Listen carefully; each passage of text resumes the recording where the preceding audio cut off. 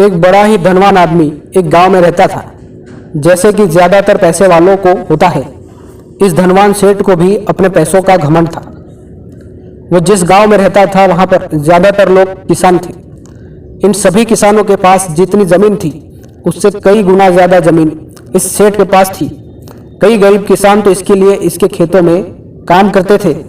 इसी गांव में मोहन नाम का एक बड़ा ही मेहनती और सच्चा किसान रहता था। मोहन का परिवार थोड़ा बड़ा था। उसके परिवार में उसके बूढ़े माँ बाप, पत्नी और 3 बच्चे थे जो अभी काफी छोटे थे। मोहन के पास ज्यादा जमीन नहीं थी, लेकिन जितनी भी थी उसमें वह बड़ी मेहनत करता और अपने परिवार का पेट पालने लायक अनाज उगा लेता था। बाकी के किसान भी यह देखकर हैरान रह जाते कि कोई कैसे इतनी सी जमीन में इतना ज्यादा फसल उगा सकता है। एक वर्ष उस गांव में काफी ज्यादा बारिश हुई, जिसके चलते कई किसानों की फसलें बर्बाद हो गई, जिनमें से एक मोहन भी था। अब मोहन धर्म संकट में पड़ गया, क्योंकि उसके परिवार में उसके अलावा कोई और कमाने वाला था नहीं और अपने परिवार को भूखा मरते हुए वो देख नहीं सकता था। वह जानता था कि इस गांव में अगर कोई उसकी मदद कर सकता है तो वो वही घमंडी सेठ है जिसने एक गांव के कई अन्य गरीब किसानों को या तो कर्जा दिया है या तो अपने यहाँ काम पर रखा हुआ है। हाथ पर हाथ धरे बैठे रहने के बजाय उसने इस सेठ के पास जाने का फैसला किया और एक दिन उनके पास पहुंच गया। सेठ के पास पहुंचकर मोहन बोला, सेठ जी, आपकी बहुत मेहरबानी होगी अगर आप मुझे थोड़ा सा कर्जा दे दें, जिससे मैं अपने खेतों में फिर से कोई फसल उगा सकूं, या फिर आप मुझे अपने यहाँ नौकरी दे दें ताकि मेरे परिवार को 2 वक्त का खाना मिल सके। घमंडी सेठ को उसकी इन बातों से कोई मतलब था नहीं, लेकिन गांव के सारे लोगों की तरह वो भी ये जानता था कि मोहन कितना मेहनती है और वह जिस भी खेत में काम करेगा वहां वह दोगुनी फसल उगा सकता है।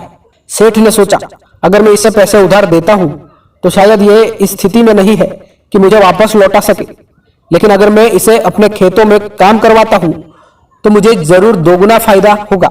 सेठ मोहन से बोला, देख भाई, पैसा तो मैं तुझे दूंगा नहीं और मेरे पास अभी खेतों में काम करने के लिए कई किसान पहले से मौजूद है, लेकिन तुझ पर तरस खाकर मैं तुझे अपने खेतों में नौकरी देता हूं, पर मैं तुझे इसके लिए ज्यादा पैसे नहीं दूंगा। बाकी किसानों को मैं 300 देता हूं, मैं तुझे 200 ही दे पाऊंगा। मरता क्या न करता। मोहन ने सेठ की शर्त मान ली और उसी दिन से सेठ के खेतों में काम करना शुरू कर दिया। 2 महीनों तक नियमित वो सेठ के खेतों में जाकर कड़ी मेहनत करता और देखते ही देखते 4 महीने का काम उसने अपनी मेहनत से 2 महीनों में ही खत्म कर दिया। सेठ उसके काम से काफी खुश था, लेकिन वह कभी उसको ये जताता नहीं था। जब सेठ ने देखा कि उसका खेतों का काम अब खत्म हो चुका है, अगर वह मोहन को काम से निकाल देता है तो उसके 2 महीनों के पैसे बच जाएंगे, तब सेठ ने मोहन को काम से निकालने का फैसला किया। एक बार सेठ को यह विचार भी आया कि इतना मेहनती आदमी शायद उसे दोबारा न मिले, लेकिन फिर उसने सोचा कि जब अगले साल काम आएगा तब उसे फिर से नौकरी पर रख लेगा। आखिर इस गांव में उसके अलावा है ही कौन जिसके आगे ये लोग अपना हाथ फैलाएंगे। एक दिन सेठ ने मोहन को अपने पास बुलाकर उसको उस दिन का पैसा दिया और साथ में यह भी कहा, अब मेरे पास तुम्हारे लिए कोई काम नहीं बचा है, जब मेरे पास काम आएगा तो मैं तुम्हें बुला लूंगा। यह सुनकर मोहन का दिल बैठ गया।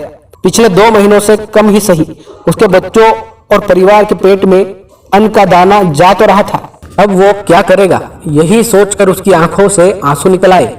मोहन ने सेठ के पैर पकड़ लिए और गिड़गिड़ाने लगा, सेठ जी, मुझे इस काम की बहुत जरूरत है, मुझे मत निकालिए। अपने मतलब से मतलब रखने वाला सेठ टस से मस न हुआ। उसने खरी खोटी सुनाकर मोहन को वहां से चलता कर दिया और मन ही मन 2 महीनों की तनख्वाह बचने से खुश होने लगा। अगले दिन जब सेठ सवेरे उठा और अपने आंगन में आया तो उसने देखा कि मोहन उसके आंगन में बैठा है। सेठ ने उसको पास बुलाकर पूछा कि क्या हुआ, तुम क्यों यहाँ पर बैठे हो।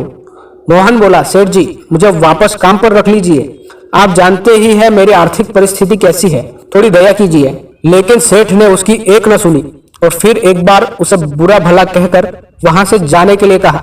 बेचारा मोहन अपना सिर नीचे झुका के वहां से चला गया। अगले दिन फिर यही घटना दोहराई गई। मोहन फिर सेठ के आंगन में बैठा था। सेठ ने फिर उसको वहां से जाने के लिए कहा। यही घटना अगले कई दिनों तक चलती रही। अब तो मोहन सेठ के हकालने पर भी वहां से नहीं जाता था और वहीं पर बैठा रहता था। एक बार सेठ ने उससे पूछ लिया, तुम कैसे आदमी हो, मैं तुम्हारा इतना अपमान करता हूँ लेकिन तुम्हें कोई फर्क ही नहीं पड़ता। तब मोहन ने सेठ को कहा, बुरा तो बहुत लगता है सेठ जी, लेकिन जब घर जाता हूँ और भूख से बिलखते अपने माँ बाप और बच्चों को देखता हूँ तब ये अपमान मुझे कुछ भी नहीं लगता। इतना सब कुछ होने के बाद भी सेठ का दिल जैसे पत्थर का बना हुआ था। उसने मोहन को अभी तक काम पर नहीं रखा और ना ही उसका ऐसा करने का कोई इरादा था। एक दिन सेठ ने सोचा कि कुछ दिनों के लिए किसी और गांव चला जाता हूं ताकि मोहन से पीछा छुड़ा सकूं। अगले दिन मोहन के आने से पहले सेठ अपने परिवार को लेकर अपने किसी संबंधी के यहाँ चला गया और वहां पर 10 दिनों तक रहने के बाद फिर अपने गांव अपने घर वापस लौटा। घर लौटते ही सेठ ने आसपास हर जगह नजर दौड़ाई तो पाया कि वहां पर अब मोहन नहीं था। सेठ ने सोचा, मेरी तरकीब काम कर गई, लगता है मोहन से अब पीछा छूट गया है। हालांकि अब सेठ के द्वार पर मोहन नहीं बैठा था, लेकिन मोहन का विचार अभी भी सेठ के मन में घर कर बैठा था। सेठ सोच रहा था, मोहन इतनी जल्दी हार मानने वाला आदमी तो नहीं लगता। उसके साथ क्या हुआ होगा? क्या उसे कहीं कोई और काम मिल गया होगा या फिर और कुछ? इन विचारों ने सेठ को बेचैन कर दिया और आखिरकार सेठ को मोहन की खबर लेने के लिए गांव में जाना पड़ा। सेठ को मोहन का पता नहीं मालूम था, इसलिए अड़ोस पड़ोस के अन्य किसानों से पूछने पर पता चला कि मोहन घायल हो चुका है और अपने घर पर आराम कर रहा है। सेठ ने जब उसके घायल होने का कारण लोगों से पूछा तो सेठ को पता चला कि जब सेठ अपना घर छोड़कर किसी और गांव में गया था तब बंद घर देखकर कुछ चोर उसके यहाँ चोरी करने आए थे, जिनको रोकने की कोशिश करते हुए हाथापाई में मोहन चोटिल हो गया था।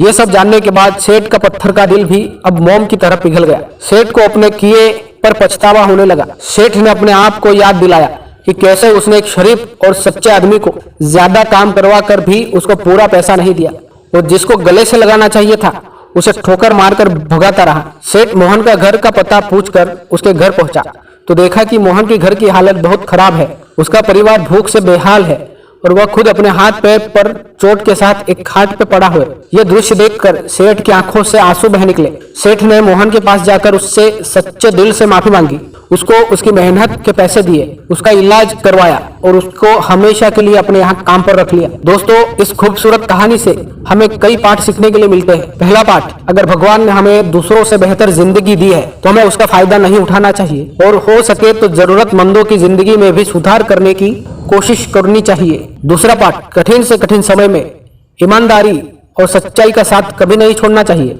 हाँ, ये मार्ग बड़ा कठिन है लेकिन इसकी मंजिल तक आदमी जरूर पहुंचता है और उसका फल भी अच्छा ही मिलता है। तीसरा पाठ, जब तक हम अपने बारे में सोचना बंद नहीं करते तब तक हम दूसरे के बारे में सोच नहीं सकते और उसका दर्द नहीं समझ सकते। किसी ने खूब कहा है, खुद के लिए जिया तो क्या जिया, दूसरों के लिए जीना ही जिंदगी है। दोस्तों, कहानी कैसी लगी? अच्छी लगी तो लाइक और कमेंट कीजिए।